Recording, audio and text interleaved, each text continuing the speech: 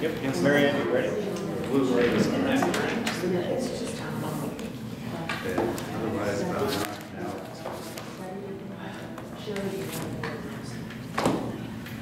Yep. Good? Call this meeting to order. To make a motion to appoint Mary Ann Ross as interim fiscal officer. Second.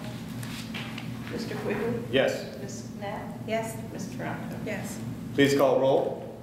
Mr. Quigley? Here. Ms. Toronto? Here. Ms. Knapp? Here. Please rise for Pledge of Allegiance. I pledge allegiance to the flag of the United States of America and to the republic for which it stands, one nation, under God, indivisible, with liberty and justice for all.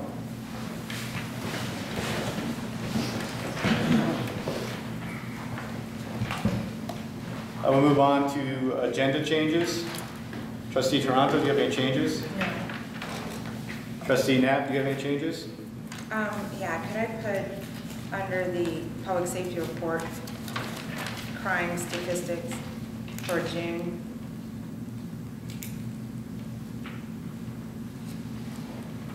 And under maintenance report, I wanted to just follow up on the ash trees.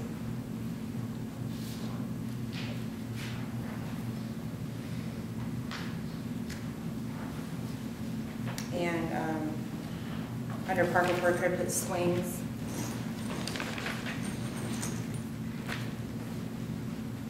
That's all. Is there anything particular in the swings or? Just that I got some information late this afternoon that I wanted to discuss. Just the same discussion we were having before. Is this, you just got this afternoon? Yeah. In the next meeting, or is it okay for this one? Is it something that we need to read up on? I don't think so. I just had some questions. Are we going to be able to answer the questions? I think so. I guess we'll find out. Well, I guess because to your points are, not seeing what you obtained to be able to prepare for it. Well, it's just an email from a resident.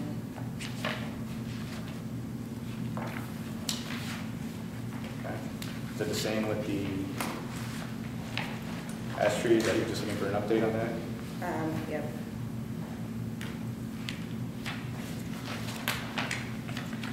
Is that something, Ms. Hugh, that's from the standpoint of the trees, or you? Until I know the questions, I won't know if I can answer them or not, but I'm open to questions. Or do you want it to be tabled till next meeting so that you have the questions and prepared for it? Well, the next meeting is 3 weeks from now, isn't it? Well, no, I understand that. I just want to make sure that we're not putting things on the agenda that nobody's prepared for, that's all. So every time that someone else wants to put something on the agenda, we'll ask the same questions. I've never done that to either of you two ever. I'm just trying to make sure that everybody's prepared for whatever's coming up, that's all. Right, I never, Okay. I just take it as it comes. Well, I'd like to research, I'd like to be able to research it and get answers, So especially. that's our new policy, we're something not gonna like put things swings. on the agenda then last minute. Because if that's the way we're gonna do it, we can do that for everybody. We have a Thursday at noon for the next meeting's agenda, so then hopefully we all have hard copies so we can help And- study what on meeting it. is And as stated The agenda. before, we know that Mr. McCarthy has things that he's working on over the weekend. What We meeting? understand that. And last meeting, we did record requests and we let you do that, but I'm just trying to make sure that the people that are involved with these questions are prepared for it, that's all. This is just a discussion that we've had before. But I think to her point. I she's remember discussing- Deb bringing up videotaping one time. I remember Joel bringing up myriad subjects on a regular basis, and you've never once asked them these same questions. I'm just trying to make sure that you have people like Ms. Hugh and everybody that has ample time to prepare for whatever it was. If that's, if you're Well- sending us an email and you just want to continue on, that's fine. Right. I just want to make sure That's that's what I all we're said. getting into and Right, move on. okay, well, it's fine. Any others? Nope. The only change I have is under item 11B, just add and possible action.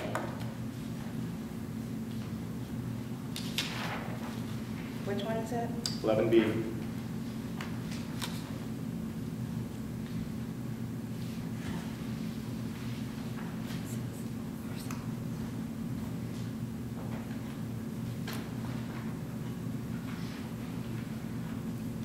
we prepared for that?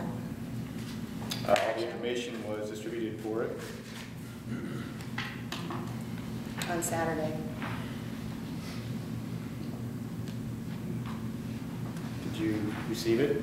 Yes, but it's very complicated. Well, it says and possible action, it doesn't mean action. Right, exactly. So, okay. Moving on, the agenda is approved as modified. We'll move into public comments regarding items not otherwise on the agenda. If anybody in the public would like to come forward and present a comment or item that's not otherwise on the agenda, please come forward, state your name, address. Seeing none, we'll move on to the zoning report. As always, we have a complete list of the upcoming zoning hearings that's over on the table. Please feel free to go over there and view. It's, again, another very busy couple of months coming up with zoning. Please feel free to look at that. We'll go ahead and turn it over to Trustee Toronto for the maintenance report. Monsieur?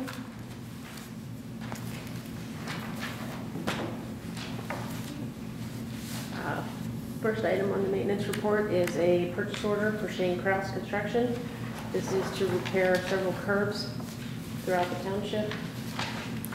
We've used them in the past. They've done good work. We've been doing some repair and patchwork of curbs, but when it gets to this linear feet, we're just not talented enough to work with that much concrete at this point. Someday. These are curbs that are broken down, breaking away.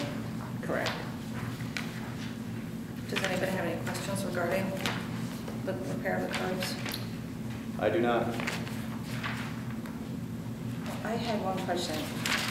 So is this, I'm familiar with the issue at the Windbrush issue, the pork chop there, is that what you're talking about, the right in, right out? Windbrush? Owenfield Drive, I know north of Owenfield. Windbrush, West Side Road, Right, that one. right. There's 2 spots on Owenfield. One on Reeves, one on Lydia, one on Cheyenne. Two on Cheyenne Creek Drive. Is this, is the one that's on Windbrush, there's like a right in, right out, that the whole curve, this sign is off of it, is that the one you're talking about? No, where the sign's off, that's in ODOT right of way. That's not ours. Are they gonna be fixed, do you know if they're gonna fix that? Or do They don't know? have any ability to work in ODOT right of way. They are doing work on 23. I would assume that that's part of that. So this is just routine damage that's occurred that you're fixing, is that what it is? Right. All right, that's all. It happens routinely. I hope it's sorry, not, it happens routinely. It could be caused by a number of different things. And actually, this time last year, we had repaired a number of curbs often next to the steel storm structures. When it gets as hot as it's been, the steel and the concrete expand at different levels. And we've had areas in the township where basically there's no other way to describe it other than it just explodes and the curb comes up. We've not had any of those, knock on wood, so far this year. So these are just regular repair it's disintegrated, it's deteriorated for one point or another. Okay. I make the motion to authorize a purchase order to Shane Kraus Construction in the amount of $5,220 for curb repair on township roads. Second. Ms. Toronto? Yes. Mr. Quigley? Yes. Ms. Pat? Yes. Next item is a then and now purchase order, Delaware County Engineers Office. These are for signposts and road signs. We've been purchasing signposts from the Delaware County Engineers Office instead of Paul Peterson Company. We found that we can get them a little cheaper from there as long as they're readily available and they have them in stock.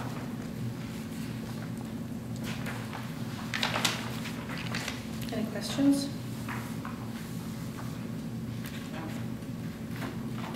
Mr. Quigley? I'm good, thank you.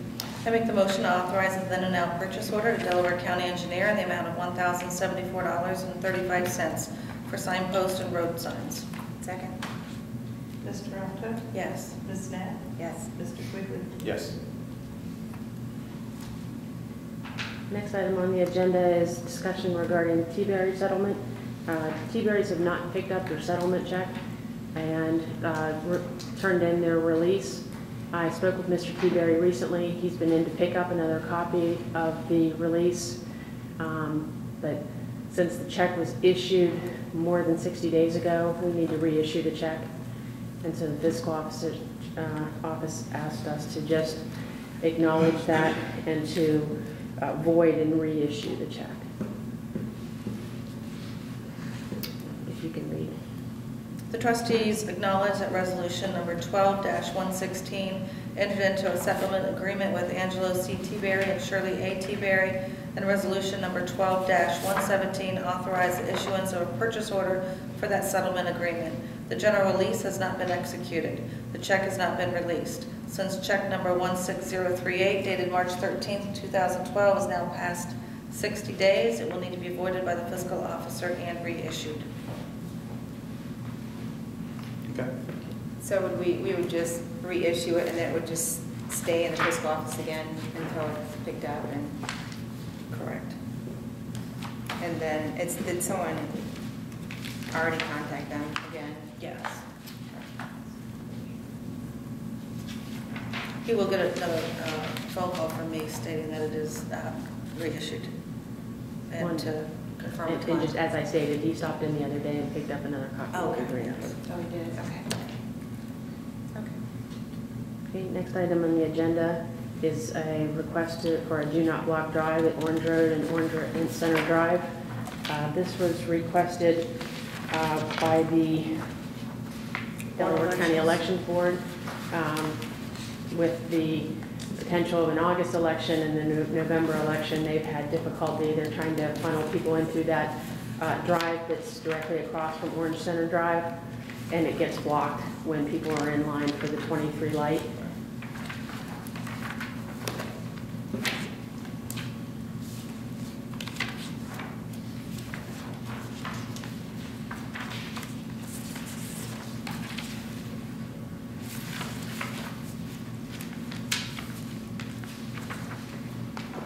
Any questions?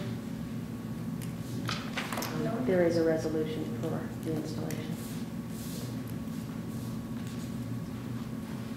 Whereas section 4511.11 of the Ohio Revised Code directs local authorities to place and maintain traffic control devices in accordance with the Department of Transportation Manual for a Uniform System of Traffic Control Devices upon highways under their jurisdiction as necessary to carry out provisions of the Ohio Revised Code or to regulate, warn, or guide traffic.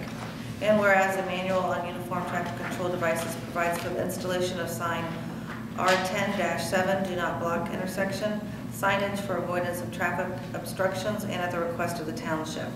Delaware County Engineers Office has reviewed the erection and placement of certain traffic control devices at the request of the township and provided its guidance.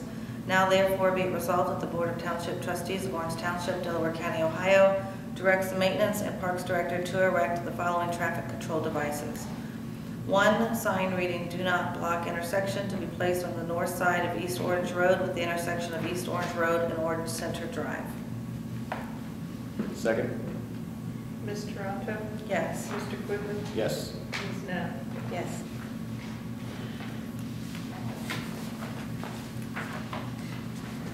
The next item is information that was distributed. There was a small accident down on Owen Field that knocked over a speed limit sign. The sign was not damaged, but the post needed to be re-erected. The person that had the accident requested the sheriff's on duty that took the accident report that she be able to pay the township directly for that reimbursement. Those costs have been added up. The sign was replaced that day, actually. The total involved sign, 2 posts, 2 men, half hour, and the truck. It was $72.35. I've tried to contact, the number that the officer gave me was actually the wrong number. I got a copy of the traffic report. He gave me 1 digit off, so I hadn't been able to get a hold of her. I got the report, and I noticed the phone number difference. I've left her a message. I've not heard back from her. So that's kind of where that stands. Is there an address on the police report? Since I've not heard from her, what we may want to do is just kind of take consensus if you're interested in moving that direction, because I don't have confirmation that she's still willing to do that and pay that directly. And then we can, I guess if we do consensus that if she pays, she can write the check and then we can accept it at the next trustee meeting, we'll go ahead and deposit it. And if not, we'll go ahead and pursue the insurance claim for the accident.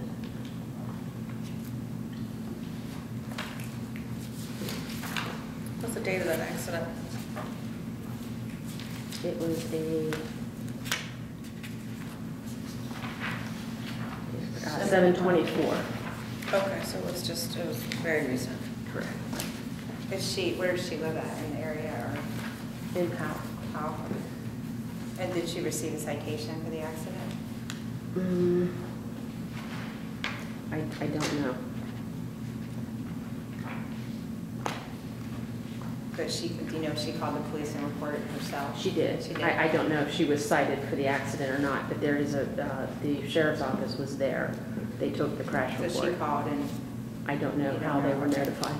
But you have left a message, so I suggest if we don't hear from her within a week, then I would just pursue her insurance. well, I would, if I were you, I would give her a chance.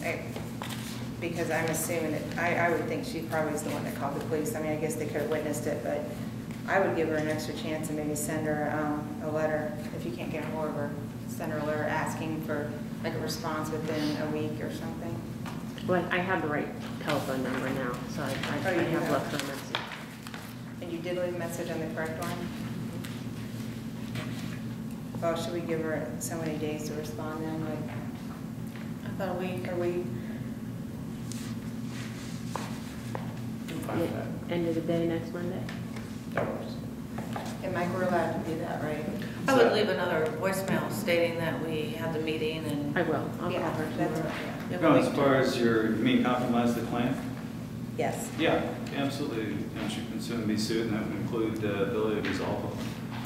So I think if there's a consensus to wait, assuming she does call and it's okay, just bring it in next meeting, accept it, not to give. And when she brings it, she'll bring it in since the next meeting is not until the end of August. If she brought the check in this week, I would have to deposit it by the resolution within 3 days. So it would actually be deposited prior to the next board meeting when we would accept it.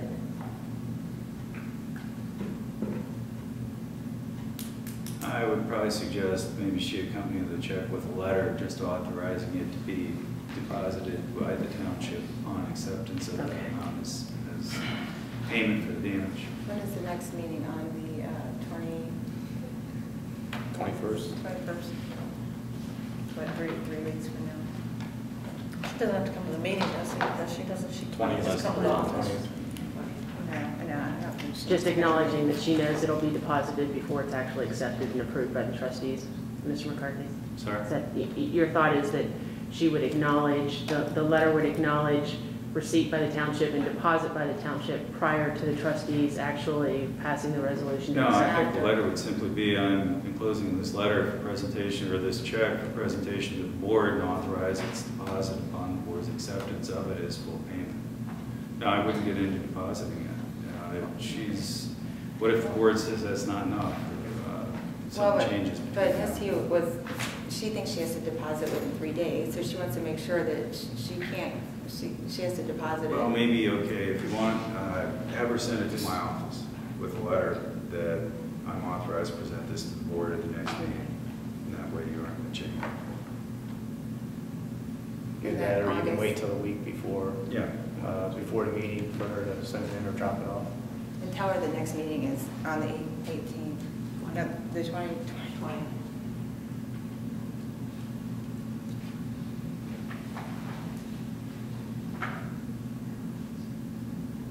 Okay.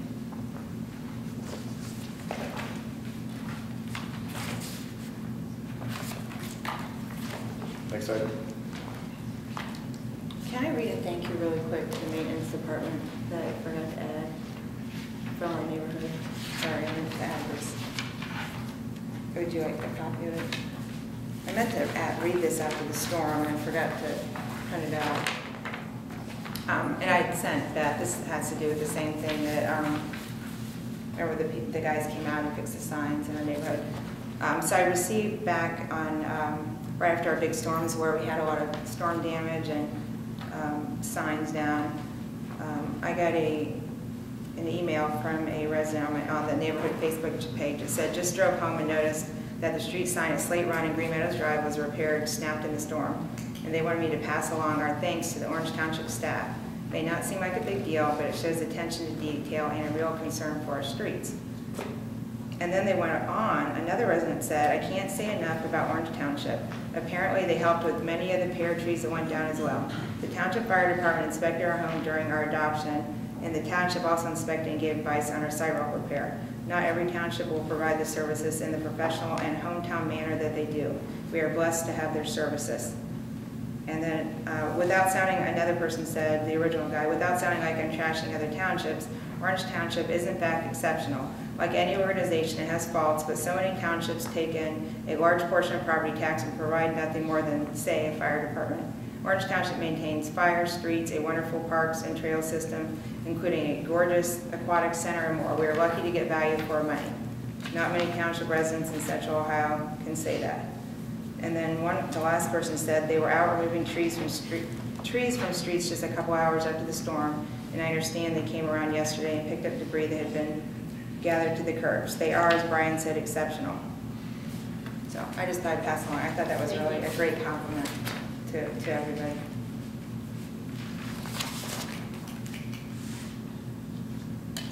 Well, the next item is ash tree update. All right. I was talking to Daryl that lives across the street. Remember we had the issue with the big trees a few months ago, and he contacted me again today about having what the township was willing to do on to remove the trees. And then he gave me some more information that last time there were a lot of questions about how much it was going to cost to do it. And I talked with the guy personally who had provided the quote. And he gave a quote of, there's a couple quotes, but there's 7 trees that he thinks are in the right of way of Orange Road, and they're pretty big. He's getting worried with all the storms that they're going to come down. He said it would be to fell all 7 trees into his yard and grind the stumps would be $950. Just to fell them would be $600. And he was wondering if the township would be willing to help in that because he does think they're in the right of way. And he could help cut up the wood. Or he was going to request if the maintenance staff could help cut up some of the wood or help with brush removal. So I didn't know what the board wanted to do because didn't we originally get a quote? Isn't usually $500 a tree, or what did you say? The estimate that we took off of the 50 trees that we counted that would need to be removed, and probably another 50 next year, and another 50 the following year. I don't have that information with me because I didn't know we were going to talk about it, but if I remember correctly, it was $50-some thousand. Yeah, it wasn't like and it was based upon estimated caliber, and we just did some rough estimates. Right. The request was to go back to the county and request that they write up what their rationale was behind taking down the trees. And they're in the middle of a big transition right now. I don't know if people know that John Link is retiring and he's being replaced by Jerry Ungashek. And I just think it's a lot on his plate right now with the road improvements going on with Jerry and how they don't know who's going to replace Jerry yet. So there's a lot going on. So I'm just kind of giving John some leeway, and hopefully we can get together again soon and we can get something in writing from him. I did have a long conversation with them. They cited a case that I had spoken with Mr. McCarthy about. Mr. McCarthy investigated that, and correct me if I'm wrong because I'm going off of memory here, but that wasn't the valid active case right now as far as removing, and that there's no liability issue at this point or reasoning for us to be researched it, removing. and with the changes in chapter 2744, it is no longer part of your liability until it hits the road. And then things can happen. I would question that there are 7 trees in the right-of-way, especially across the street. Does that survey that we're going to be doing include across the street? No, it only includes park property. I think Tom Ferry had said he thought it was 60 feet from center line there. I don't know. They kind of look like they are within. It's 60 feet of right-of-way, which would be 30 feet on each side. Well, part of the idea was that you go back to the county and find out if we could get their pricing and what they were doing. And I did speak with Mr. Link about that, and they did put out for bid, and we could get their pricing. It's not something, though, that we would probably want to pay mobilization charge to do one area. Right. If we're going to do it, we probably want to do all at once. Or a portion of it. Yeah, these are all in the. They look like they're in the ditch along the road, and some of them are actually in between the telephone pole and the road. And these are big trees. I mean, if they fall down, they're gonna kill somebody. I mean, I don't know if we can wait that many more months for this particular situation. And my question would just be, at what point, what is the standard for removing those trees? Because the trees that are of concern to me are West Orange and Big Walnut. Have we received other complaints from people yet? I do have a complaint from someone down on West Orange. I believe that tree to be on private property.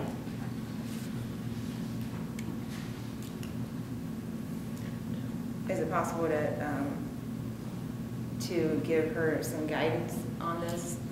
Or do we have to wait for another, I don't know how long it's Well, I going. think the guidance that we had was waiting to see what the pricing was from that, as well as what their plan was, or their central plan for the Delaware county. County. Delaware Yeah, County. but since we only have 1 or 2 that are pending, I don't know why we couldn't help out with this. It was the issue where you said the guys can take down some of the trees themselves, right? The We smaller can't ones? take down anything across the street because of the wires. Oh, right, but they can normally take down trees that are not in Well, the, I would then look at liability. It would be similar to when a park tree falls on private property, because once those trees are down, they're on private property. So for the maintenance crew to go in and even cut them up and leave them, we're on private property while we're doing that. I would have workman's compensation questions, liability questions, damage questions. didn't we do that one other time and have them sign a waiver, the one once, earlier? We did at Township Park, I think. Right. Or Correct. at least I'm not clear. Yeah, and the guy, I think the crew came on and cut the items up with the waiver, with the property owner signing the waiver. I mean, he was saying, I mean, I don't know how much, the 2 trees are really big. The other ones, I guess, are smaller, but I don't even know how long it would take somebody to cut all that wood up, or do we have the capability to haul brush away? Our maintenance department of that size? We have a chipper, we have a landscape dumpster, we have pickup trucks, we have dump trucks, we have snowplow trucks that we can put material in, a loader, a backhoe. It comes down to the trustees. As I understand it, yeah, our liability does not take effect until that tree hits the pavement. And my question is, what is the defining factor of who we're going to go in and take down and who we're not, where that precedent is set? Because we take down one for one person, there will be a line behind it. As soon as that is known that we're taking trees down, And that's the reason why the rationale was. it will to come grow up with- exponentially. Right, and that's the reason why the last time we did it. Right, and I want the trustees to be fully aware of kind of what door we're opening when we do that. Well, I mean, there are a lot of ash trees. It's an unusual situation that we have ash trees throughout the township. They've been dying rapidly, and they're quickly becoming dangerous because they've been dead for a couple years. And I think it's an unusual situation that we have a mass tree die-off in the township. I mean, I think it would take $750 for all 7 trees. And I talked to the guy today, the tree person, and he actually it's it's actually, I guess, a nephew of Fisher's Tree Service, because I told him that's who we usually use. His name's Tony Fisher. And so it'll be $750 for all that work, and then like another, to take them down and remove everything would be like, for all $2,500. But if, I don't know if we would be able to just have that company do the work and then have us cut up the trees or what, I don't know. I just, they're huge. I think this huge point though is that we need to have some type of plan in place, because it's not going to be just one resident, it's going to be multiple residents, because there are multiple trees out there. And so I guess the recommendation, at least I would say, is, you know, have some type of plan developed at the next meeting, more formalized. I would just say go ahead and get quotes for the next meeting. Get the the county bids right. that they've received. We have a pretty right. large span between the two meetings now, so right. it should be enough time to go out and get what's needed to take a look at it and come right. up with a plan over the next couple of years of how we're going to do this, and from a budget standpoint as well. Well, then is it in the right of way, or is it, if Well, it's on their private property, do we do that? If it's in their backyard, do we do that? So, No, obviously we would only do if it's on township property, so that would be the first question. Beth, are you able to inspect the property and tell if those trees? The best we can do without a survey, hiring a surveyor, is that we take the center line and whatever that right-of-way distance is. That's not a guarantee, that's not a survey point. Right. At that point, what happens when the tree trunk falls in or on, in the middle of that line, on that line, etc. I appreciate the compliments from Green Meadows, but that storm was really extenuating circumstances. Typically, we do not remove anything from Green Meadows. If they lose a tree in the right-of-way, it's their responsibility to remove it. And that has been an ongoing battle, I know, for years, even before I got here. Oh, yeah, I understand that. That's not why I read Right. the thank you. No, That I was just- know, that I wasn't know. I mean, good. I really appreciate it, and I think, you That was know, just we did do our extenuating. best. Yeah, right. You know, They there went were above trees and that beyond. fell at that storm that Right, 'cause we they were couldn't already keep out. we couldn't Yeah. keep the right-of-way open without doing what we did. Right, they were already out. Right. So that was just acting above and But beyond. individual trees, I worry about what precedent this is setting for neighborhoods like High Meadows, Green Meadows, and for other neighborhoods that have trees, and there are trees, you know, the existing neighborhoods around, even though they've not planted in the right-of-way, they've planted on private property, those trees will have the same risk of falling in the right-of-way when they die. When they hit the pavement and they block sidewalk or road, we remove them, they're our responsibility. But typically what we do outside of that storm is we cut them up and we lay them on the side of the street, and it is their responsibility to remove them.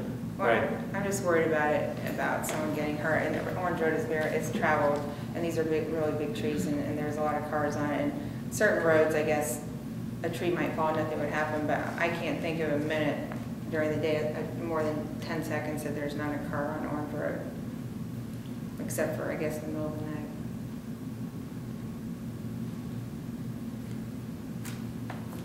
My suggestion would be just to go ahead. I'll bring look back at- some information. Look at the main roads Right. that we're responsible for, and get the figures from the county to find out what they use and costs, and let's bring that back. And I don't know if we have to be aggressive, I'm not sure if we would need to be aggressive and go and cut all of them down, but if you are having complaints, if someone is worried enough to complain, that I don't know if I would be proactive and go out and necessarily cut all the trees down.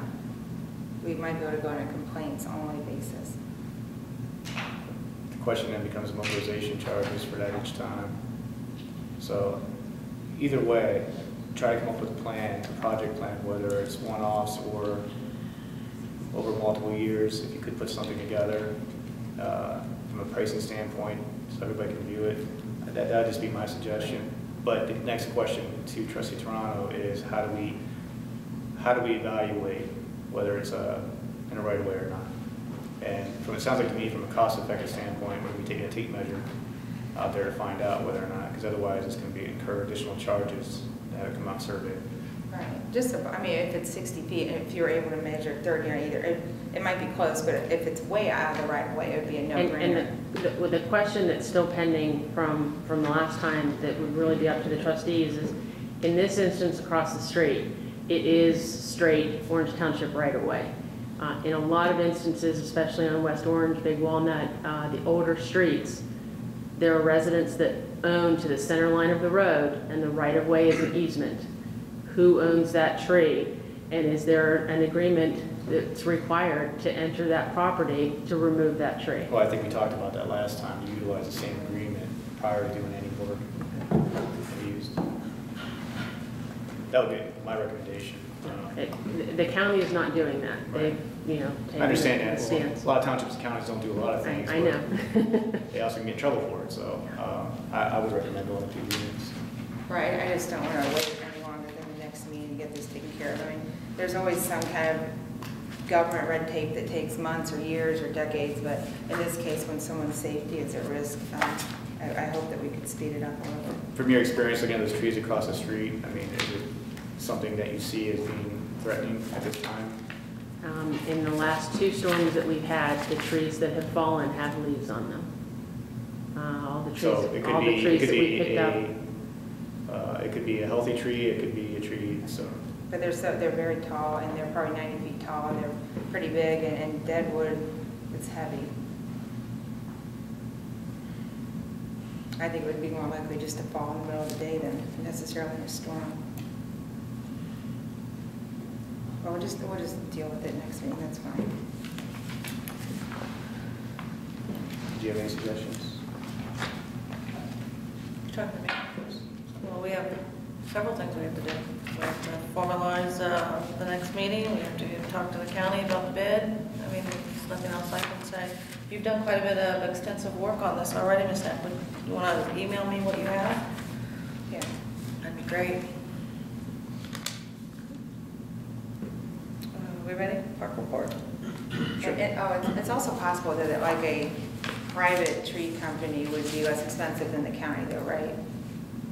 The county contracted with With the private private. trees, they put it out to bid. Right, but there's still a possibility. Would we have to go with them? No, we wouldn't have to go. No, what I was asking her to do was go and look at what their costs were, but also go ahead and offer quotes as well, if needed. Their costs were less than what we had averaged for some. It depends upon the caliber. Some are more, some are less. So it would depend upon the job. And I don't know what the minimum mobilization is for them. That's one thing that I'd have to look at in the bid. And can you include, like, do you already have addresses where the trees, the 50 dead trees are? Do you have locations that you already have written out? I'm sure Aaron can find the 50 trees again that we calculated and counted. That'd be useful to get like a general We've not location. tagged them or anything like that. It was just general information to put together an estimate. Again, though, there's been no money budgeted for this, so that's going to be a challenge to find any kind of dollars to put towards this. If you get quotes, you could maybe get one for the trees across the street just to see what it would cost from somebody else.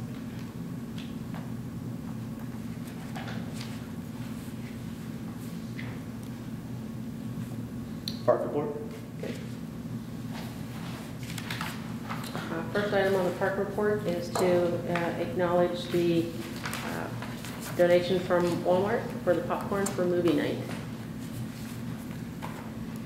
Oh, that's great. That's great of them to do that. Are there any questions? Just to mention, this Republican news, it's this Friday, Yes, movie night. August 3rd. Is it 8 o'clock? 8 o'clock, yeah. No, I think the music starts at 9 or 9:30 and the movie's at 10. It's at dusk, the movie. I want to say it's about 9:45.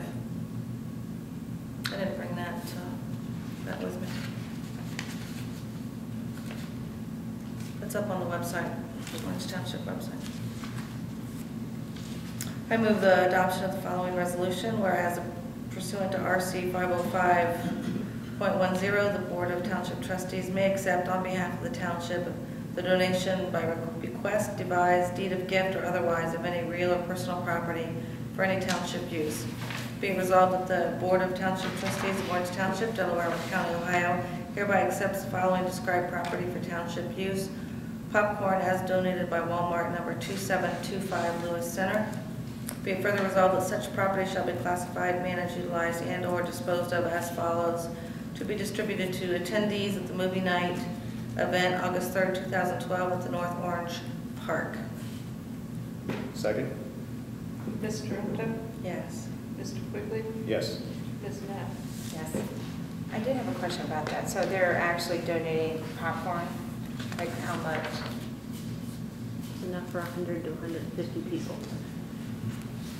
And it's in bags or? It's popcorn, unpopped popcorn. They're popping it. They're volunteers. And so, and we're just gonna hand it out, is that The right? park board members will be In handing bags. out the movie. In bags, okay. Thanks.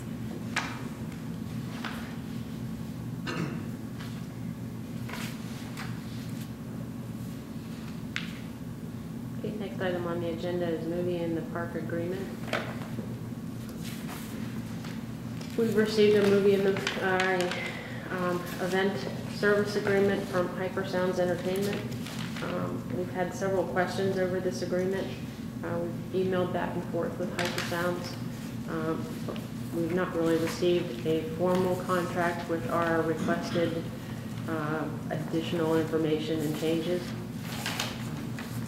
Ms. Trenta, do you have any additional information there? I don't think he's used to working with government entities, and but it's just, it is what it is. This is the agreement that they use at Westerville, and this is what they go by and sign.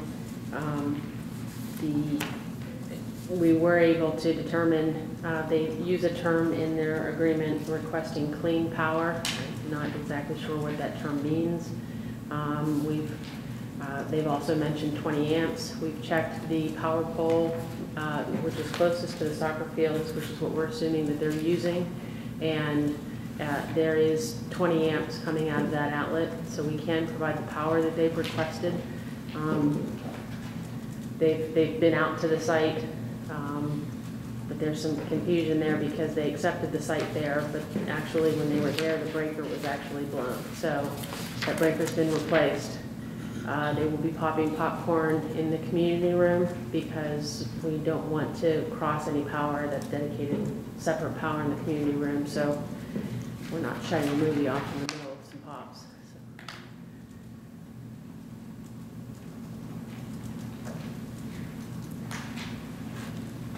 I think we're pretty much running out of time, so.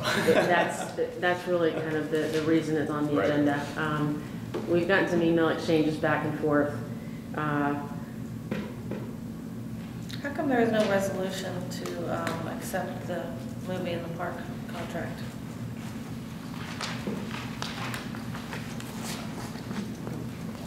Were you asked to do a resolution? No, No?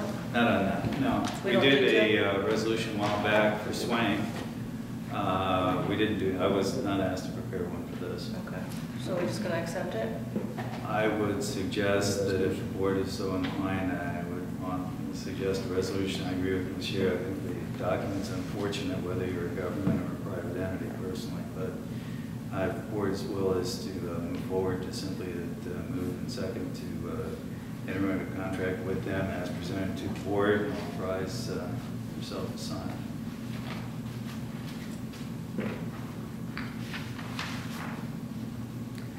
Did you all read the service agreement that was provided? Is this acceptable to you? Yes. Mr. Quigley, do you have Yes, any I'll questions? go ahead and move forward. We need to get it done, so. So we're going to make up a resolution on the fly?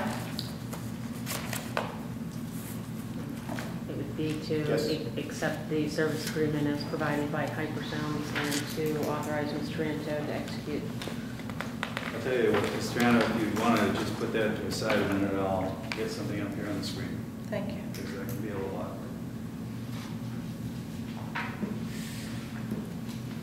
Go ahead, let's move on to the spot labor position. Okay, this is just really information purposes and to open it for any questions.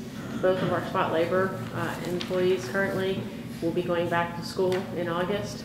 I expect them both to be gone by the last week in August. I don't have definite dates at this point. They're still determining when they're going to head back to school.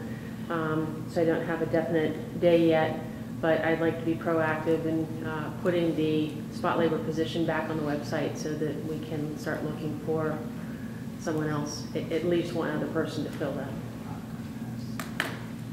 So there are two positions, right? There are two positions, correct? And so you want to fill one or both? I'd like to fill both. I'd like to fill at least one as soon as possible. And so how would that person work? Is there enough work to work all through the winter? We like the ability to keep a spot labor position, both for sick leave, vacation. Park guys tend to take their vacation in the wintertime because it's so busy in the summer, although we don't prohibit it in the summer. And if for snow emergencies, if we are set up now so that we have the two current park employees that are trained to drive snowplow trucks. We intend to train Mr. Taylor Hall as well.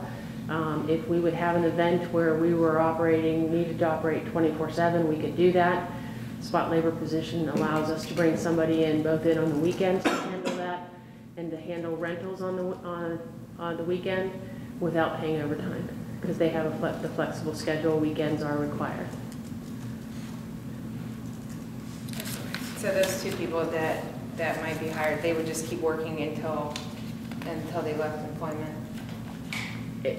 Spot labor is on an as-needed basis, so they may not work for a month or two or more. They may work every day for a month.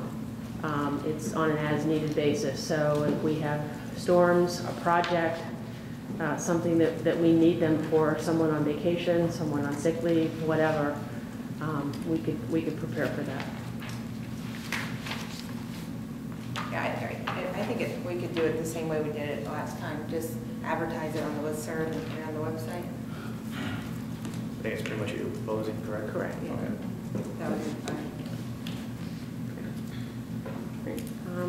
The next item on the agenda is set date for Metro Parks Orange Township ribbon cutting. We have completed the trail. It's been open for a while. The pedestrian crossing is up. We've not wanted to force the trustees to go out on 100-degree days, so we pushed this off. We would like to schedule something to do a joint ribbon cutting with Metro Parks. The ranger that we worked with through the project has actually retired, I believe. And so I've been in contact with the person that's taken over for him, but I don't have a date from her yet. Okay. If we could look at some potential dates and then at the next meeting set it, I'm looking towards the end of August, beginning of September, so that we could get that scheduled and advertised.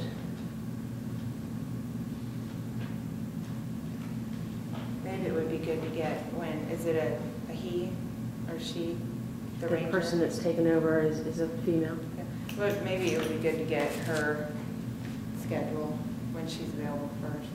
Well, I thought if we had maybe some, maybe 2 weekends that we could give her, they could choose. Does it need to be on a weekend or? Well, we've always done them on a Saturday or Sunday in the past, Yeah, usually in the morning. Right. Is Labor Day the first weekend in September? Yes.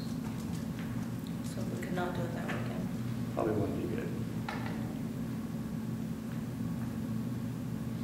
So looks like you're looking at the 8th possibly? Possibly maybe either, would you prefer a Saturday versus a Sunday? I would think a Saturday morning would be preferred. Oh, yeah, I don't think, Sunday morning wouldn't be. One thing we checked, the first 3 Saturdays are new days for Ohio State. So No. I'm Sorry, I'm not familiar with that schedule. You got it, what's that? 25th is also in August, maybe 8th. But you wanted to wait till after the next meeting, which is, okay, yes, the 20th. So yeah, the 25th would work. Or the 8th. I would go more for the 8th or the 15th maybe. Go ahead and throw out the 25th, 8th, 15th. Okay. And when I hear from Metro Parks, I'll send emails out just to confirm your schedule, and then we can set the date formally at the next trustee meeting. Just wanted to get that out there, that we were looking at that and see if there were any dates that were just completely out of. Okay. Next item on the agenda then is set dates. Date for special meeting. This would be for a presentation of Orange Township Community Center feasibility study, the report from Pros Consulting. We proposed at our last committee meeting the possibility of meeting August 27th at 7 o'clock. That's a Monday.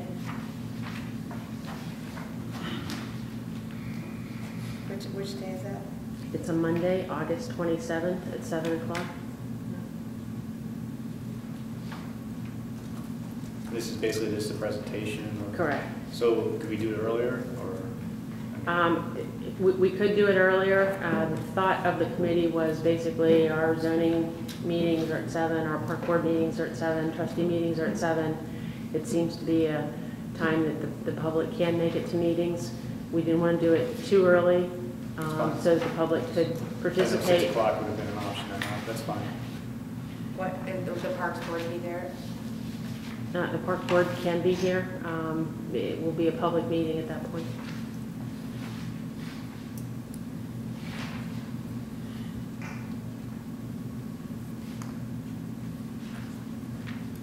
Does that work for everybody? The 27th? How long was that usually take? We anticipate a 20 to 30-minute presentation with questions and answers. So I would anticipate at least an hour-long meeting. So 2 hours.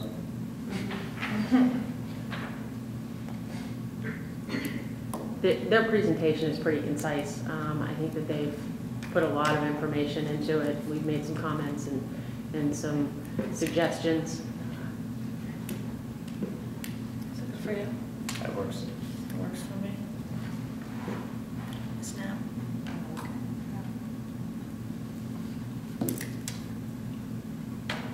Okay.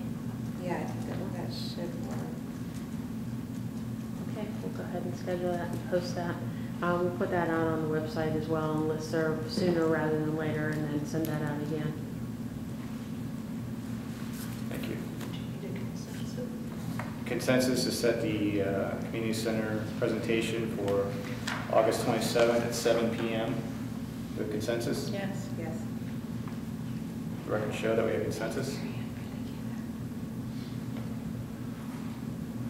Next item on the agenda is Spectrum Contract Floor Pay Request number 4. This is retainage.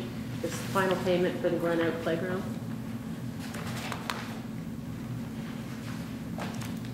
Any questions? No, I do not.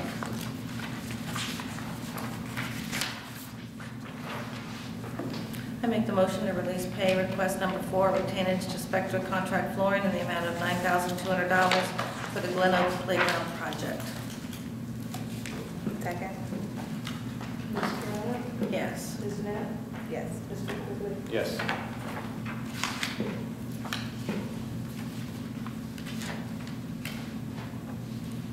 I-9 agreement for Roll Park. I-9, been requested to point out that I-9 is not a 501(c) organization. It is a commercial venture. Tell you what, why don't I read this resolution sorry. so I can give him his Yeah. computer back regarding the movie in the park. I move the adoption of the following resolution. Be it resolved that the Board of Township Trustees of Orange Township, Delaware County, Ohio, Board, enter into a service agreement with Roger L. Bishop, DBA Hypersounds Entertainment, for the provision of services and equipment related to the presentation of the movies in the park activity at North Orange Park. Be it further resolved that such contract shall be in the form submitted to the board by Mr. Bishop, the content of which is incorporated by reference as a fully repeated. Be it further resolved that Ms. Taranto shall execute such agreement and all related documents on behalf of the board. Second. Ms. Taranto? Yes. Mr. Quigley? Yes. Ms. Smith? Yes. Next item is the I-9 agreement. I-9 is a commercial venture. They've requested to use Roe Park on Saturdays and Sundays towards the end of August and September and into October. This would be for flag football and t-ball. We, at the time, right now, we don't have any other requests for the space. And so it would be my suggestion that we move forward and get that rental money for the fields. Standard agreement. Yes. And they are aware of the insurance and requirements that we need. I've been talking to someone from I-9 since last year. They were in the process of setting up, I guess it's a franchise, that they hold here in Columbus, and then putting all of the paperwork that we would require, field use in order. And so I talked to them in spring. They weren't ready. I don't know enough of the detail outside of what we do with OYA and Little League, but it doesn't seem like they are a direct competition to them. They do a much younger age flag football and t-ball, so it really seems to be for the little tykes. Okay. Any questions? So Ms. Hugh was mentioning that it is actually, I-9 is a for-profit company, and we've never actually had an agreement like this with a for-profit company before. Correct. We've worked with 501(c)(3)s. Right. Which means if we allow them to do it, then we might have to allow other for-profit companies to rent our facilities in the future, because we'll be setting precedent for that. They do business here in Orange Township, right? I-9? Yes. Correct. Oh, of course, right. Some of the kids that are participating are They Orange live here in Township Orange residents. Township. Right. They would be similar to OYA Right. residents, both from Genoa, Liberty, the surrounding townships that participate and play on our fields. The conflict that I would see is when you would have a commercial entity requesting the same time frame as a 501(c). And I think if and when that happens, then the board could weigh the two as to the pros and cons of having the 501(c), the nonprofit versus a for-profit entity, if they were competing for the same space. Right now, I don't have anybody, either Little League or OYAA, have requested the use of Roe Park. Oh, they haven't? They have not. Little League is. Little League's done Fall. July 15th, and They're was doing done fall. July 15th, and North Orange is where OYAA is doing their soccer. Right, but I am totally for this, and I know it serves the residents. I'm concerned. I just want the board to be aware that if we do enter into this contract, it'll be the first time we've ever had a contract with a for-profit company who's actually renting our facility for profit. And I would be concerned with like this, for example, renting out the community room at the pool. We don't allow people that are going to have like sell jewelry or Tupperware. We don't allow any of those people to rent it if they're going to be selling things. Right. And I've had the same conversation with the gentleman from I-9 that we had with Little League regarding concessions and those kind of things, that if they wanted to sell some type of concessions at any of the games, it had to go through the board, it had to be approved, and what they sold would be under scrutiny from the health department as well. So they would have to meet all those They have to guidelines. comply with the health Yeah. district guidelines. They have not requested to sell concessions. Right, I think there was possibly a reason why we haven't, I'm not saying I object to it, I'm just saying that I think it's a great idea since our fields aren't being used, but this will set a precedent for future business in the township, and it might be more far-reaching than we're thinking about right now. Is this the first time that we've ever had a? Actually, no, we have rented, we had a lease agreement with Super Kick to do a referee weekly. That's true. They did it for 1 week in the summer. They do part of it at Super Kick and part of it actually on the fields at North Orange. But I do believe this is the first time we've had such an extended season-long use. Correct. Yeah, this is Correct. It is, but it's also the first time we've ever had a request like this from a for-profit as well. Correct. So it's. Yeah, no, I it's first time. think it's right to have the board noted and be aware of it, but at that point, it becomes a board issue. Right, and I'm just saying that I don't see the difference between this and someone wanting to use the community room to sell things, which I don't know if I necessarily even object to that. I just want everyone to be aware of what the potential future repercussions. But I don't object to it if you guys are okay with it. I mean, use of the fields, I don't object. I'm not sure I understand what you're saying, how it's not different from using community room to sell items.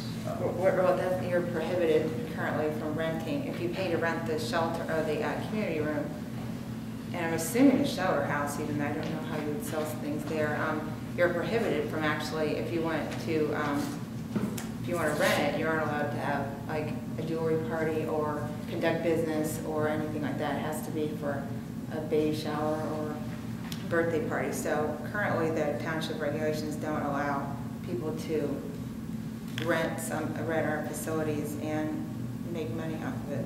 I think you can clearly define the difference between rent a community room for selling items for a party and just renting a field out. So I think that it's pretty distinguishable between the two. I don't see a difference. I mean, in terms of the service being provided, but in terms of the end use of having a for-profit renting something from the township, I don't see a difference at all. Well, just for this matter, I'm fine with the field being rented by I-9. I do see a difference between the other one, but that's just my opinion as a trustee. But when we come across that down the road, we'll talk about it then. Do you have any? That's fine. Resolution.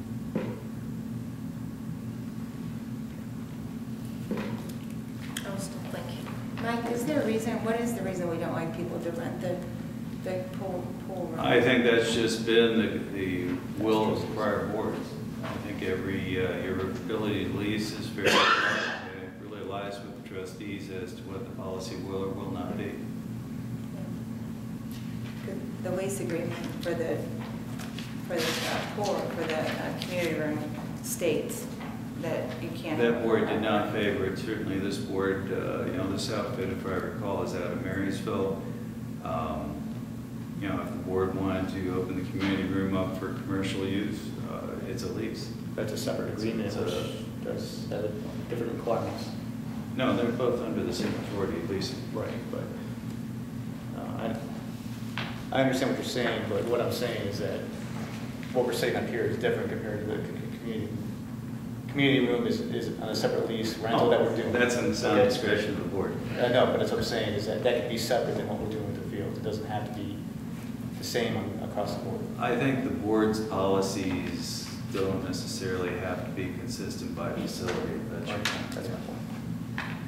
Right, but I mean, just like with the tree issue, you've set a precedent pretty much for everybody, and to treat one particular thing differently than the rest would be along the same lines as that. So we can discuss that at some other point, the reasons why we don't allow commercial ventures in the community room, but I just want to bring that up.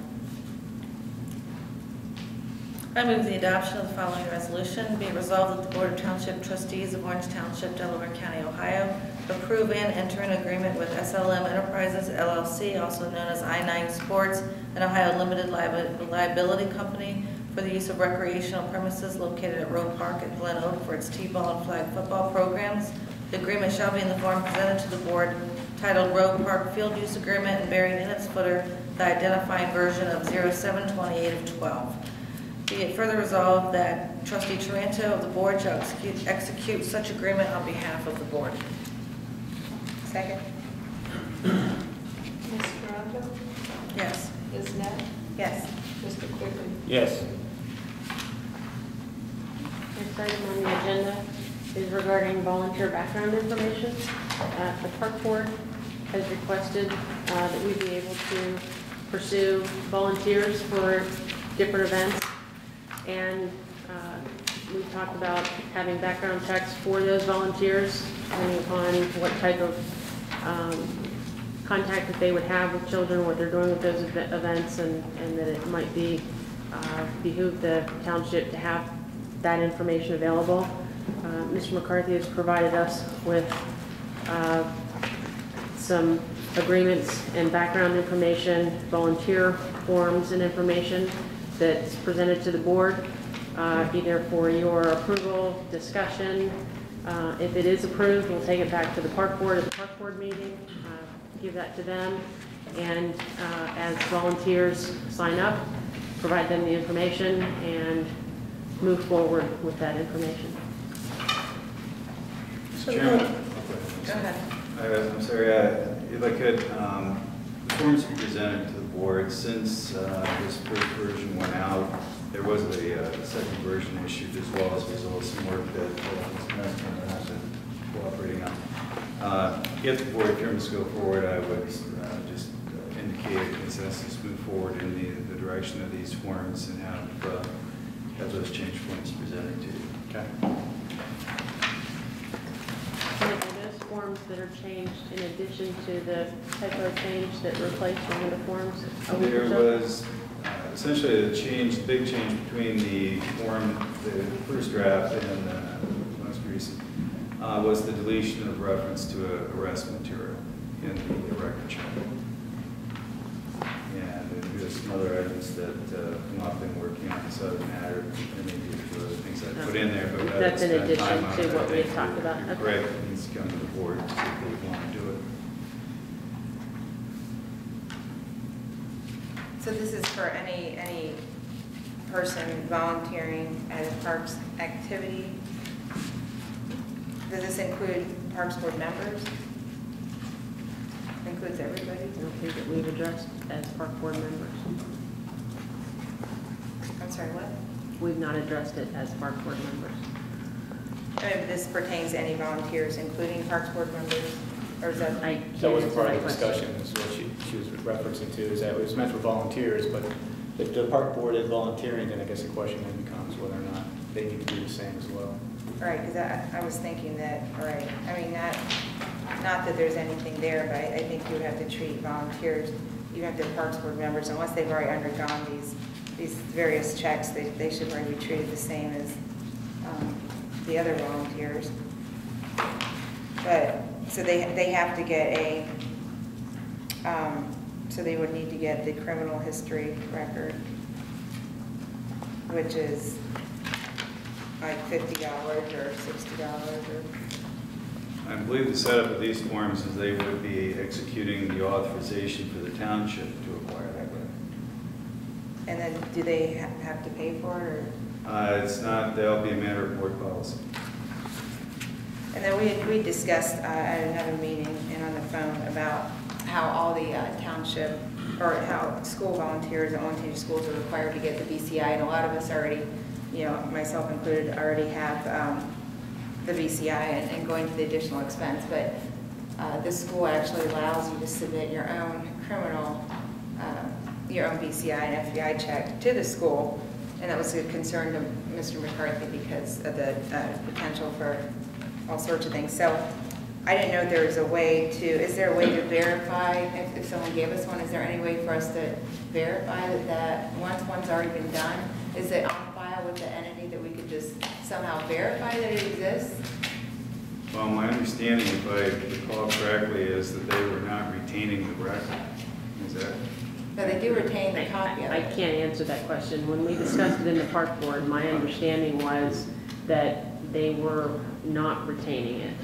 But That's what I had heard I somewhere. Oh, I they don't retain- have they any would- personal experience with that, No, so they I don't retain- know. They do retain it. You have to submit it to the school district?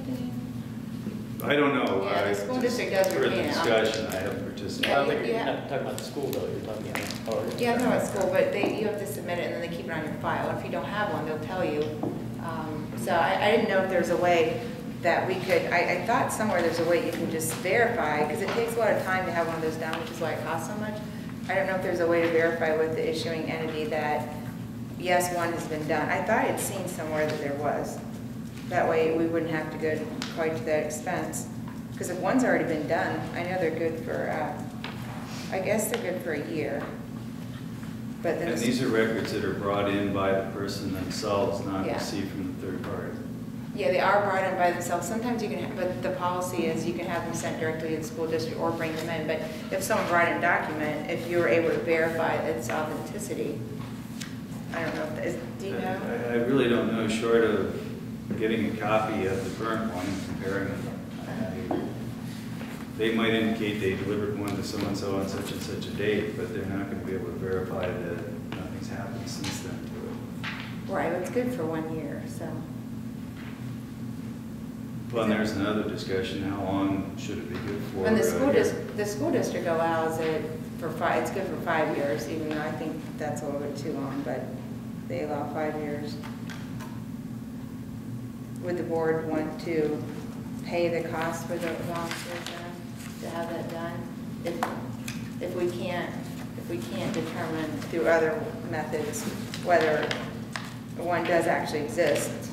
Well, if we're going to go with one company and insist that they go with the one company that we choose, and if we do want to go the route of having volunteers and setting up a volunteer database, and if the park board does want to continue to have organized events in which they need volunteers, especially if children are involved, then we probably should.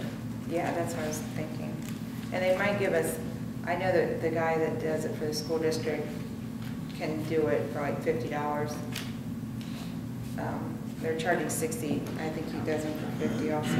So you might get a better rate if you go through one person. Or there might be a resident that does them, actually. There might be a township resident that does. Well, we also might look into, dealing directly with the record keeper rather than using the third party. Just obtain the release, send the release and the payment to the state and get it back. Does that work well? I've heard, I've never physically done it. There must be a reason why most people go through a third party. Can you look into different avenues of us being able to get these done and provide what the costs are going to be either way? Do you have any of that information? All right, because you have to have someone do your fingerprints and all that. So I don't think we can do that here. Yeah, if you could look into that, that would be great. But I think you're also looking for consensus of whether or not this is the direction we want to move forward in. Correct, yes. I'm fine with that. If we have consensus to continue on with these documentation, but also to find out more information regarding who we can use and what the costs are. And Beth, can you check into whether we can verify that, or I can, is that something you're able to do? Or If we can verify. I can look into it, or If we can verify what? verify that one exists without having to go through the whole check all over again. With my discussions with Mr. McCarthy, he was uneasy, I don't want to speak for you, but there was some question about getting it from the person that had the background. Right, but I think we're looking at from directly from them, but whether it's through a third party or directly Right. with the state, find out the different costs, how we can do it. Yeah. Do they keep it on record? Is it something that we can, validate without having to go through the process? I mean, just make an inquiry about that and see what is possible and what isn't. right, what I mentioned earlier, a couple minutes ago, was that if someone were to bring in their BCI, FBI papers, and I'm pretty sure there's a way to actually verify, because when you go through that check, you have to give your fingerprints, and they check your background in an extensive process. So if that already exists in your file, they might just be able to re-verify that it exists. I think I've seen that before. Just re-verify it, and without having to go through all the everything all over again. Does that make sense? I can check too on that. Because it's not just a matter of getting a copy, it's the initial step. It's a matter of going through a lot of different checks. Are you good with that, Monsieur? I just want to make note that the fiscal officer, Joel Spitzer, arrived at 8:10.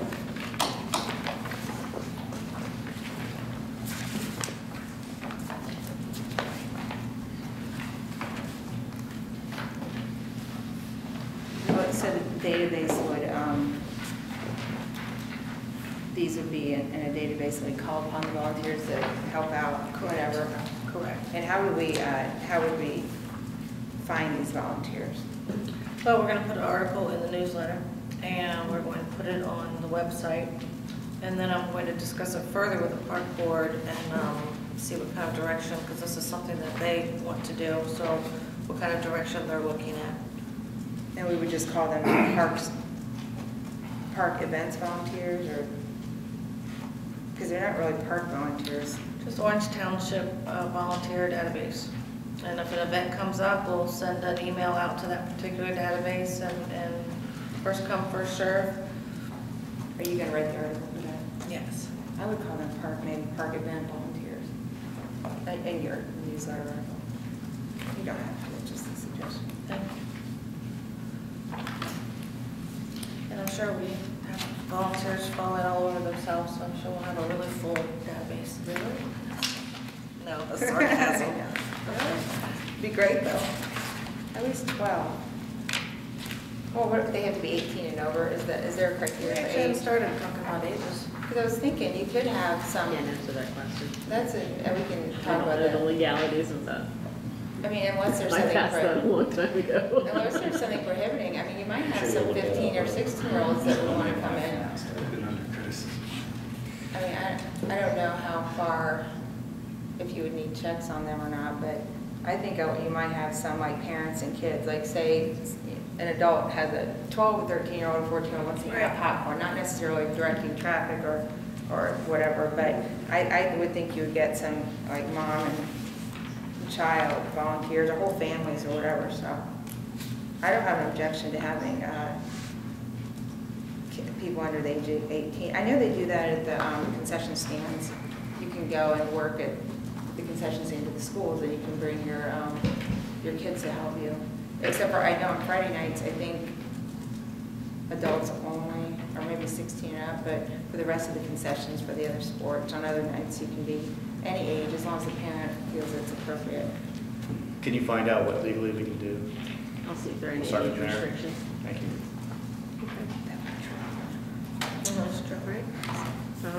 Moving on, the next item on the agenda is a swim lesson refund, $45. I make the motion to authorize a refund to Elizabeth Joyce in the amount of $45 for swim lessons due to not being able to attend. Second. Mr. Ranto? Yes. Mr. Quigley? Yes. Now. Yes. I make the motion to authorize a refund to Elizabeth Joyce in the amount of $45 for swim lessons due to not being able to attend. Second. Mr. Ranto? Yes. Ms. Knapp? Yes. Mr. Quigley? Yes. Just to make a clarification, she had 2 children enrolled, Yes. so those are 2 different refunds. And I make the motion to authorize a refund to Lauren Funk in the amount of $45 for swim lessons due to schedule conflict. Second. Mr. Ranto? Yes. Mr. Quigley? Yes. Ms. Knapp? Yes. Were these all filled, or weren't able to fill them? They were both, I think that they were all advanced or stroke clinic. Actually, no, I'm sorry, there's some tadpoles, 2 tadpoles. I don't think that they had a wait list for this last session. So the last session's usually the least busy, Yeah. right? So, and the tadpoles weren't a big, they weren't in a big wait list for the tadpoles. The beginner was the spot to have this year, so. Okay.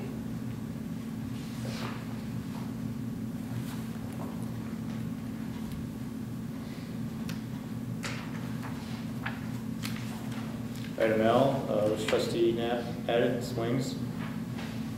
This is just, we discussed this is the same thing from before for the swings. And it was a little bit confusing. Can we put more baby bucket swings on those posts, the existing swing posts? The initial request a couple months ago to the trustees was to be able to put an alternate manufacturer on the existing swings, which is per se a game time bucket swing on a Miracle post. And that was tabled to find additional information to actually, because what happens there is that there's a liability issue. Miracle doesn't have to hold liability for game time equipment. Game time equipment does not hold liability for Miracle equipment. And so we could be dealing with some liability issues if there are any claims for an injury on the swing. Then we looked at adding a complete separate entity and different swings from Game Time. I have information on that. In the meantime, while meeting with Game Time, I was contacted by a new rep from Miracle, and I think that we had talked about this with Anderson. They came out, they met with us, I gave them my long list.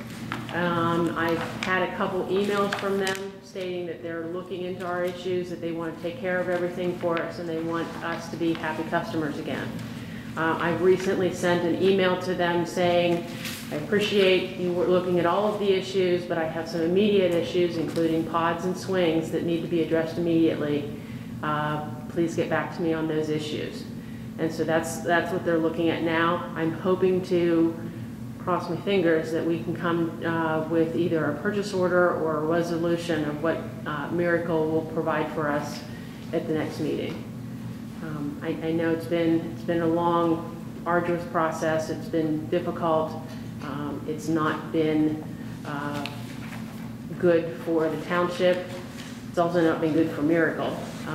But I'm hoping that with this new representation that they will be able to solve our problems and we won't need to install complete separate material or deal with that liability of mixing materials. How much was that again if we were going to replace it, do you remember? It was a lot. It was quite a bit. I want to say it was $25,000 per swing area, Right. both at North Orange And and there was at 2 Rowe. swing areas, we were looking at $50,000. Correct. And that would add 4 swings total. And then what was the reason again that we can't just replace them with the same swings that were there? With Miracle brand swings? I've not had a rep that has responded to me. So we were looking for the ADA swings. The ADA swings that they provided, the straps broke on a daily basis, and it was more trouble for us to remove the swings when the strap broke than it was to just remove the swings. So the straps were on the ADA swings? The straps were on the ADA swings. Okay, that was confusing from the minutes, okay. Well, it's a resident randomly today, she didn't email you too, right, a lady named Michelle? No, I've not seen. She just, I don't know, I guess she read the minutes and contacted me. She lives in Glen Oak. She contacted that new rep and said that I guess she has some babies that like to go to Roe Park, and she said they can get these for $162 a piece. So I can send this on to you, but I think that in the meantime, that's not really a lot of money. We could replace all 4 swings for now, or we're deciding what to do. Because I'm getting more comments about people not being That we're able. replacing them with bucket swings or ADA swings? Well, just the bucket swings for now. They're not very expensive. And if we're going to look at the Yeah, ADAs, board. I mean, by the time we decide that, it's going to be winter. And a lot of moms are really missing the one at Roe Park has been down for over a year, I believe. And I don't know how long the ones at Orange are, but we could order those and get those in and still have a few months to use them. But this is just, that wasn't a We've bad removed the price. swings from there this spring. We had bought bucket seats that were there that cracked over the winter, Which ones? both at Rowe and at North The Orange. AEA ones? No, Okay. the bucket seats had cracked over the winter, and then we were trying to replace those with the ADA swings that serve a dual purpose, both for a toddler use as well as ADA Right, and accessible. this lady, she must have some parks background because she's extensive. She said that the ADA swings are typically rated for ages 5 to 12, and they're not actually good for infants and small children. So I would suggest that while we're trying to figure all this other stuff, we just go ahead and replace all 3 swings. I mean, it would be less, probably like $500 or $600, Can apparently. you forward that email to both Beth and I? Yeah. Could we, can we get a consensus to do that, or if Beth can, she doesn't even need. Do the straps only go on the ADA swings, Beth? It's a rubber strap. Okay, but that doesn't, it's not required for the bucket swings, correct? No, And can the bucket swings go on this then? as long as I can get them from Miracle. They're correct, so we don't even need to approve that, right, because it's only. It would fall under my blanket. Okay, too. yeah, if So you could, that I'll would speak be with great. Mr. I'll send Rando this. at our weekly meeting this week, and we'll, hopefully I can hear from the Miracle rep by then. Yeah, I don't know if she got a hold of him quickly, but he's a new, I guess she said he's a new rep, but He's new, I think he's only been there for 2 months. has he responded to you? He's responded to me with emails. We've emailed back and Okay. forth regarding what we were looking for. I've sent him the list that we discussed on site, both for issues at Rowe as well as issues at North Orange. We've gone through the extensive history of the issues that we've had dating all the way back to the tornado swings, the issues with the ADA swings that we've had. They have an ADA swing that's designed that their solution is, we'll just send you as many straps as you need. I mean, that's a maintenance nightmare for us because we Well, it's not just, safe. we don't know Oh, when yeah. it breaks, and it does not hold a child in if the strap is missing or damaged. Right. And then from the June 4th meeting, you said that you'd done some more research and found that the ADA guidelines are subject to interpretation. So I would think if we're just not building a whole new playground, us just putting some swings up for babies in the meantime would surely not violate anything. And she already, I'll send this on to you, but she's already done, I guess, all the work.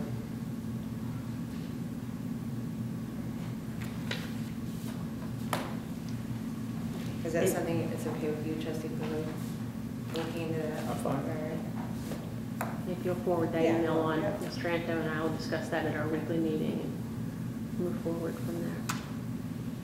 And you can update me with whatever you guys Any other questions? decide. Okay, thank you. Is the swing at the tire swing at the North Orange Park, has that been replaced yet? It's on the list. Is it? What's your anticipated? We don't know. I don't know. I've really been kind of hesitant to order anything with Miracle because the cost of playground equipment is expensive, and the history that we've had with them lately has not proved to be worth that. And so to look at, it's only $162 for one bucket swing, but that $162, if it doesn't solve our problems, might be better spent in a more permanent solution. Yeah, I don't know why that wouldn't solve the problem though. What problem? I've not been able to get them. I mean, Oh, right. we okay, ordered right. But if you swings. could get them, right. We if you could ordered get them. swings and went around the local rep so that we could solve some issues. Yeah, because And he it wasn't didn't contacting solve you. those issues. Yeah, I didn't know if there was another problem other than no contact, so. Yeah.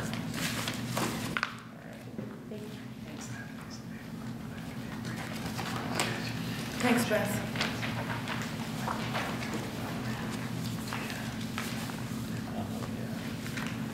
Moving on to public safety report, the crime statistics. Trustee Knapp.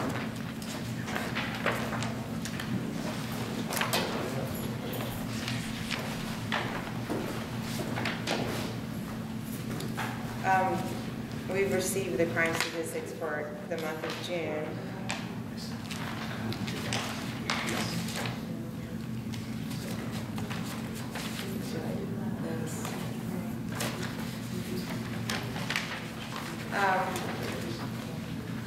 There isn't, let's see, there's 879 call totals. As usual, the biggest one was alarm drops at 139, and 38 suspicious people, 25 suspicious person or auto, no bomb threats, 19 loud disturbances,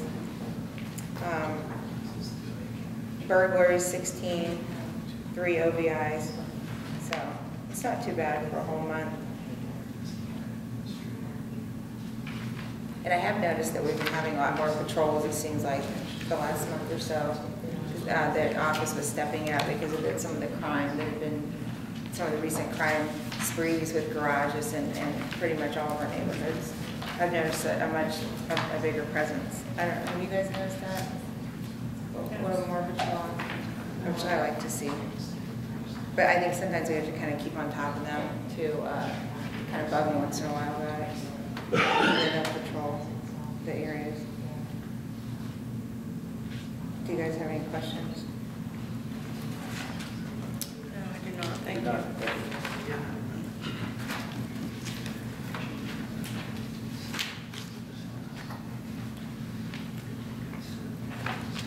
Moving on to the fiscal office report.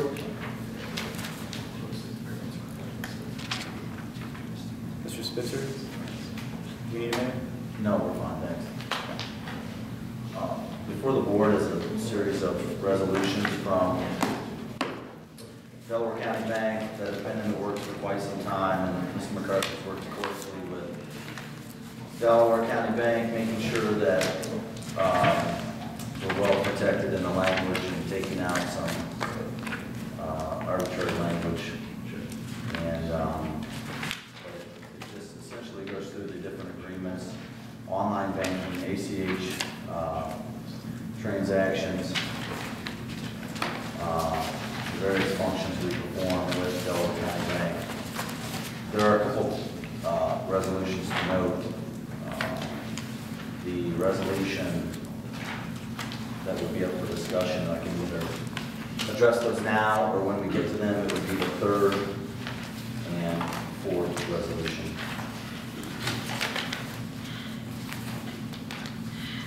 Would you like to hold that discussion until we approach? The one on online banking? It would be the rules governing personal information system. Oh, okay. I'm sorry, back up here a second. The online banking, yes, and the ACH origination agreement. Right.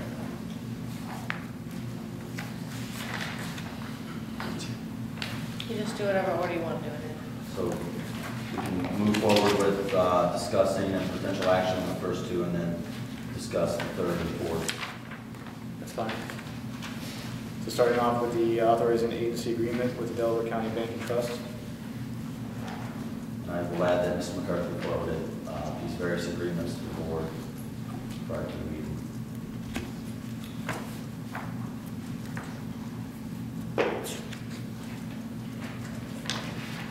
Is that under item A, banking resolutions? Yes.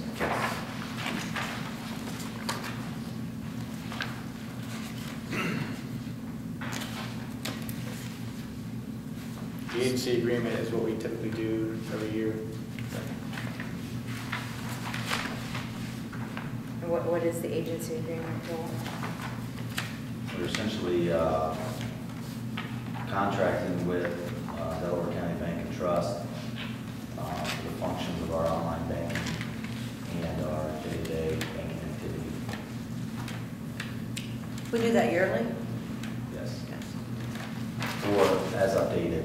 For example, we received all of these resolutions because Delaware County Bank performed an audit on all of their clients, customers, and saw that some of ours were outdated and updated them.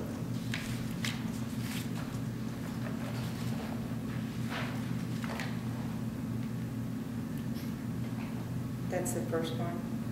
Yes.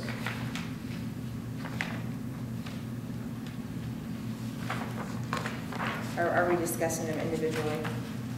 That are moving forward with action. As I mentioned, they were forwarded by Mr. McCarthy for full review by the board with attachments that could have been opened and read extensively. They have been opened and read very extensively and discussed by at least me.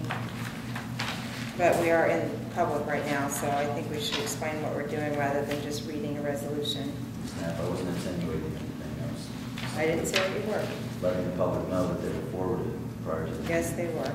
So the second one is to allow us to have online banking, which is something we haven't had before, is that correct? No, the second one is authorizing federated account agreement. What, we have an interest bearing. Oh, sorry, the third one.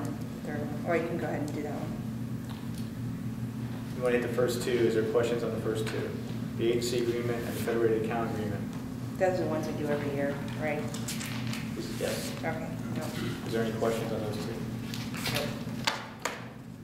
A motion for the adoption of the following resolution. Be it resolved that the board shall enter an agency agreement with the Delaware County Bank and Trust Company. Such agreement shall be in a form submitted to the board and shall be executed by the Township Fiscal Officer on behalf of the board.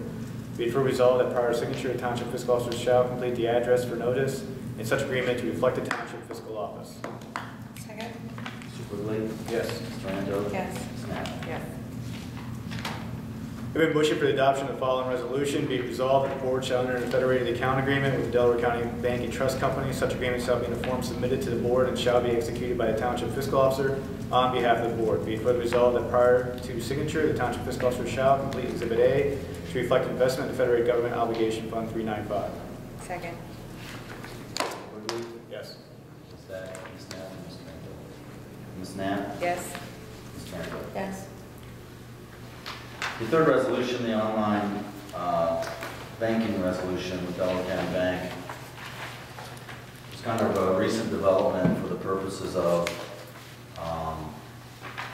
and the next one to follow the ACH origination agreement is as we try to move towards reducing, we're having somewhat of an issue right now because we only have 2 trustees that are regularly signing checks. So what that is doing is causing some payments to be delayed.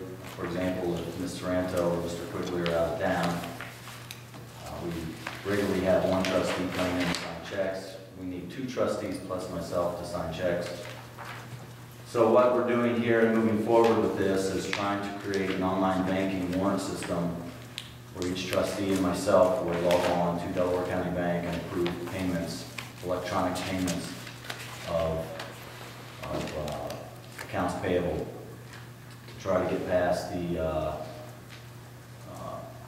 exhaustive effort of obtaining 2 trustee signatures plus my signature for the payment of accounts payable by hard check. So the first one that would designate, I would suggest myself as administrator to the online or internet access to Delaware County Bank, to which I would have authority to designate users on that online banking, which I would limit to myself and Ms. Martin. And then the second one, the ACH origination agreement would be for accounts payable. What we would get into in Schedule D shall be completed in the following manner. And when I say the second, I mean the fourth, the final banking resolution. Then we would designate and provide, working with Delaware County Bank, the 3 board members, username and passwords, myself and Ms. Martin, to do online payments of accounts payable. Hoping to move towards an opportunity that Mr. Quigley and I have kind of been discussing for quite some time of online electronic transactions for the township. Joel, if I could just briefly. Sure. We talked to the bank is the bank follows bank practices. And what is good is that the bank has indicated, as Joel said, that we will designate an administrator, but the administrator can then establish policies where, for example, the administrator could initiate checks, and 2 trustees out of the 3 any 2 of the 3 could then authorize or verify that expenditure, which would come as close as I think we're going to get to conforming to 50703 and the requirement that no money issue out except on a draft executed by 2 trustees and countersigned by the fiscal officer. How would they authorize that, the 2 trustees? I assume it's going to be through some secure online password type of a system, but I think Joel will be experimenting with that with Ms. Reed in the future. So any that wants to sign it, it could be processed? I would assume that would be no different than probably using some sort of a system similar to an online payment system where it's a secure system. You go in, you have a password, you can authorize it by transaction number and electronically give your approval of it. That is the understanding I had, at least talking with her. And maybe it would be useful if the board's curious, either contact her or consider asking her to come here. I think it'll probably take a little bit of a work session probably for Joel to sit down with her and structure that. And certainly,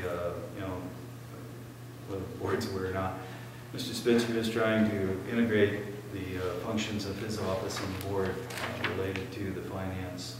And I would imagine he'll be sharing that information once it's been determined. Have we incurred late charges for any of this, what you just mentioned a few minutes ago? Well, I mean, late charges and finance charges are 2 different elements. Late charges, I have to go back and research, definitely finance charges on balances that go past the grace period. And we have incurred finance charges recently? Yes. All right, I'd like to see an evidence. And you can always send an email out as well if there's an urgent situation. No one can read your mind and know when something needs to be signed. I think in the past I've been ridiculed for sending emails out asking for signatures for checks. And, No, that hasn't happened. Please feel free to send an email out. So essentially here for everybody to understand is the fact that we have 1 resolution to go ahead and authorize an administrator to set up these accounts at which 2 trustees, 2 all three trustees' names will be on there, but two of them have to be on there to go ahead and validate it before his payment's set out, correct? Okay. It's very similar to our current setup, where the hard check needs 2 signatures in addition to mine for it to be a valid payment. So with that type of setup, are there any concerns from the board on moving to this process? I'm not concerned, I mean, Is it online bill pay? I mean, will Connie be Essentially, paying? Essentially, that's what it Right. is. Instead of signing 100 checks a week, you would essentially be going on with some form of e-signature to approve the payment of those warrants. Or the So it's gonna issuance. cut down quite a bit on the paperwork that she does too. Right. but, She'll still have to print out the payment and attach Right. it to the invoice, but the physical production of the warrants, all of us signing them, and then stuffing the envelope, sending it off, making copies, and that kind of stuff would be. It's gonna take a while to set that up, since it's a lot of work. so, I don't understand that. Would you have, all the documentation would also be, how do we see the corresponding documentation for writing that we usually see when we're signing checks? Well, if you sign checks, there are several items attached, and I would imagine we would have to come up with a system that set those out as well for preview before authorizing those electronic transactions. Right, and From a I scanning want to, standpoint, scan the documents in and shoot them off in an email for right now. Sure. That's one way probably to try to get by the manual assessment of the payments is to, in terms of physically coming into Township Hall, scanning the invoices and sending them out. For example, these payments are going to be made on, August 2nd, and have those invoices attached. but I also want to make sure that whoever the two were that signed it, that the third one could also see what had been signed somehow. That doesn't happen now. That's why I'm confused about It it. does happen, yes. A third person can sign it and take a look at all the paperwork and can see what was done and make a copy if they want. So that happens a lot, but I'm concerned that once 2 people sign it, it will go off and be sent out, and then the other trustee won't be able to access the information. Joel, I'll tell you what, let's, it's okay with you, can we table this and sort of vet the process out a little bit? Well, Yeah, that's what I'm that's a saying. good idea. I'm not ready to sign it tonight. If you could give This is not executing that function. This is, well, especially the first one, with the online banking, which we currently do, and make electronic payments and receive accounts receivable. And then the second one, approving it and following through with it are 2 different things. I mean, they need to be set up and move forward from that point. I guess my confusion arises from the fact that we set 100 checks out on a given day, 2 trustees come in and sign it, and then that payment gets mailed off without a third trustee seeing it. So it's really not entirely different than the process we're describing to become No, electronic. that's been going on for a very short time, the last month or so. Other than that, I've come in and signed, and there's no trustees' names on there, or there's 1 trustee, or there's 2 trustees, and that's not really relevant. I would advise. I wasn't necessarily indicating that you were the trustee that doesn't sign. You just said that a few minutes ago. I would like to recess or table these 2 items because I'm not ready to sign them. And I don't see why we would need to if it's something that's new. and Mr. that's- Spitzer, I'll sit down with you after we go through this and go step by step. Okay. In the agreement, is there a place for our names then? There is. Schedule D. Schedule D is what we would be passing in the, So that was, we Resolution. would approve it with that. Yeah, if you guys could work out the details.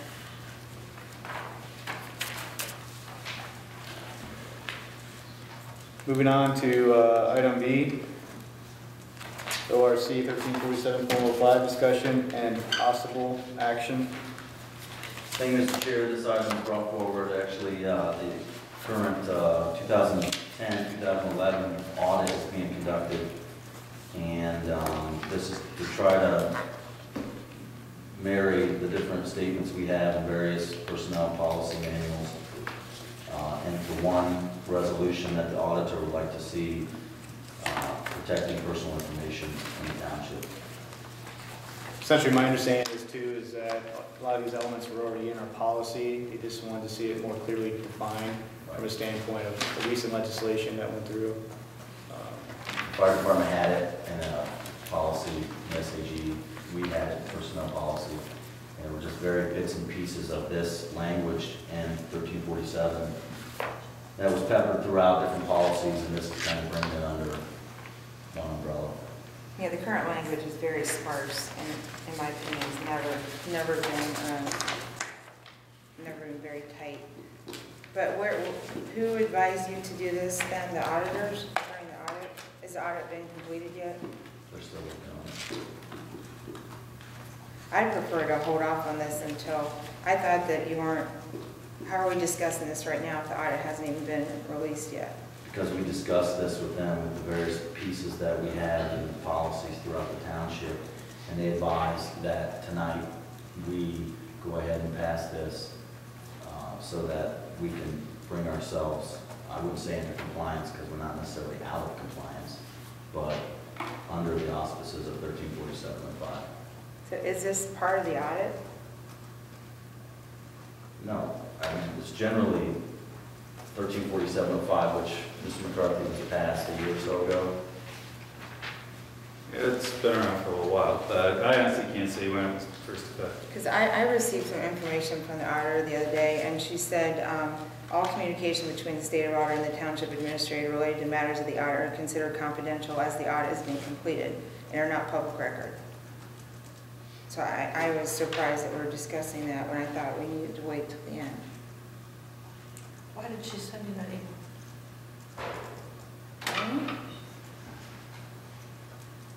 That was that sheet that they sent to everybody, the file that was blank. I guess you didn't notice it was blank. Let me ask a question. I mean, was this a recommendation of the auditor to do this? Yes. So even though they said that, this is one recommendation they provided us to go ahead and move forward with. Do you have an email Because saying they, that? You do? Could you get it? Or I'd prefer to see it first. I don't want to approve anything if I'm approving something I'm not supposed to be approving right now. Could you just pull it up real quick? I don't have a laptop. Can we take a recess?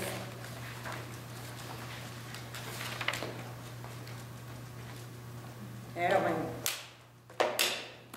signing it tonight, but it was my understanding everything was confidential.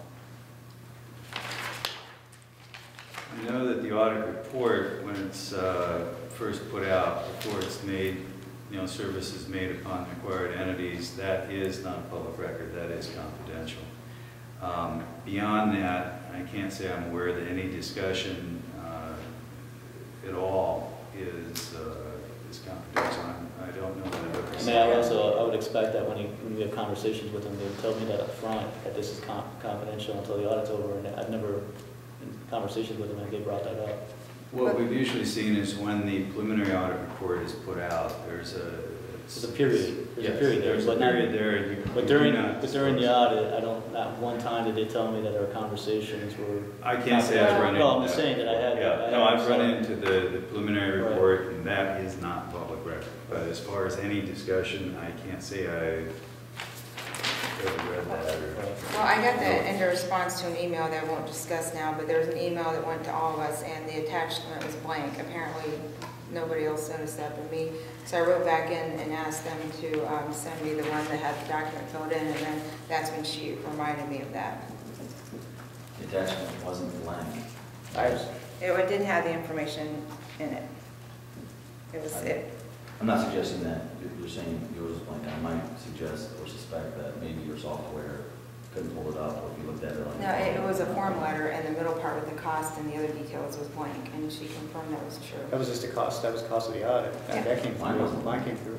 With an amendment? The amendment was blank. It was in there. It was blank.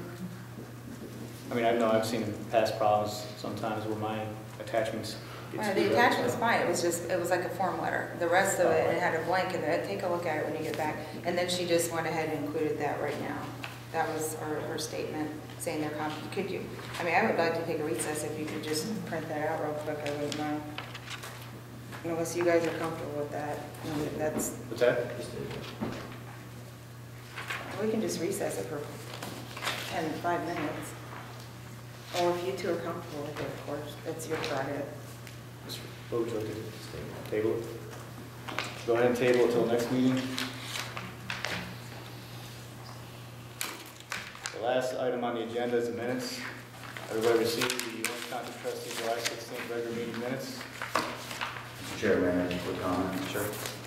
I received a phone call from Michelle Eccles, who had expressed on behalf of her few neighbors that they were all excited about the new executive summary of the minutes, but they were able to read them quickly, either while they're away from their office at lunch or right after dinner before they go to bed. So she appreciated the new form of minutes. Okay, thank you. What's been hard on me is when I go back to try to look at discussions we've had and pinpoint things, I can't find anything in the minutes now relating to discussion that we had unless I listen to the audio, or the video, which I find to be inconvenient. But that's just me. So help me understand this, and I'm not trying to argue. what Let's I'm just- confused about. Joel, let's just go ahead and move on. Get these. Again, as always, well, is there any questions regarding the agenda? Minutes? Well, sorry, minutes. No. I would like to state that Marion is doing a very good job with the minutes, within the parameters that she's been given. She does a very good job. I'd like to make a motion to approve the July 16, 2012 minutes as presented. Second.